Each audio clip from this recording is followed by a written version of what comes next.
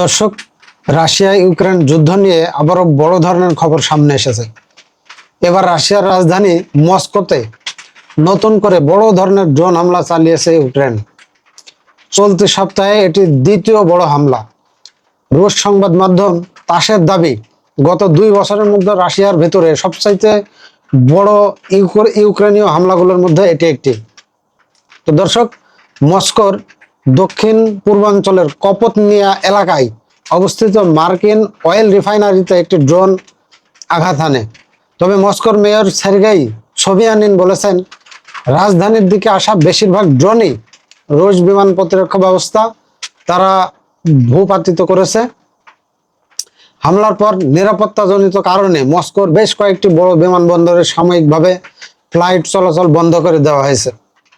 দর্শক, এর আগেও গেল সপ্তাহের মঙ্গলবার একই তেল শোধনাগারে ইউক্রেন হামলা চালিয়েছিল।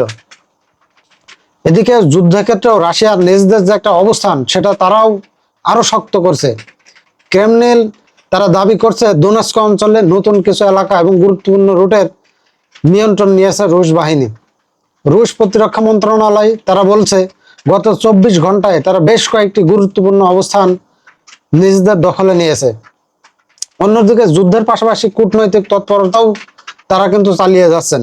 ইউক্রেনের প্রেসিডেন্ট ভলোদিমির জেলেনস্কি ফ্রান্সে অনুষ্ঠিত G7 সম্মেলনে তিনি বিশ্ব নেতাদের সঙ্গে একটা বৈঠক করেছেন এবং যুদ্ধবিরতির জন্য আন্তর্জাতিক সমর্থন আদায়ের চেষ্টা করছেন। ফরাসি প্রেসিডেন্ট ইমানুয়েল ম্যাখো তিনি বলেছেন, ইউক্রেনের পক্ষে পশ্চিমা দেশগুলো আগের চেয়ে আরো বেশি ঐক্যবদ্ধ হচ্ছে। তবে এখন পর্যন্ত যুদ্ধ বন্ধে কোনো বড় ধরনের অগ্রগতি না পাওয়া যাওয়ায় মার্কিন প্রেসিডেন্ট ডোনাল্ড ট্রাম্প তিনি রাশিয়ার বিরুদ্ধে আরো কঠোর পদক্ষেপ নেওয়ার একটা ইঙ্গিত দিয়েছেন। তো দর্শক, সব মিলিয়ে যুদ্ধের ময়দান থেকে শুরু করে কূটনৈতিক অঙ্গন সব জায়গাতেই কিন্তু রাশিয়া ইউক্রেন যুদ্ধ নিয়ে একটা উত্তেজনা বাড়ছে। এখন দেখার বিষয় পরিস্থিতি আসলে কোন দিকে মোড় নেয়। তো দর্শক, রাশিয়া ইউক্রেন যুদ্ধ নিয়ে এটি আপডেট নিউজ ছিল। তো ভিডিওটি যদি ভালো লেগে থাকে আপনারা লাইক, কমেন্ট, শেয়ার করবেন। তো সবাই ভালো থাকুন, দেখা হচ্ছে পরবর্তী কোনো ভিডিওতে।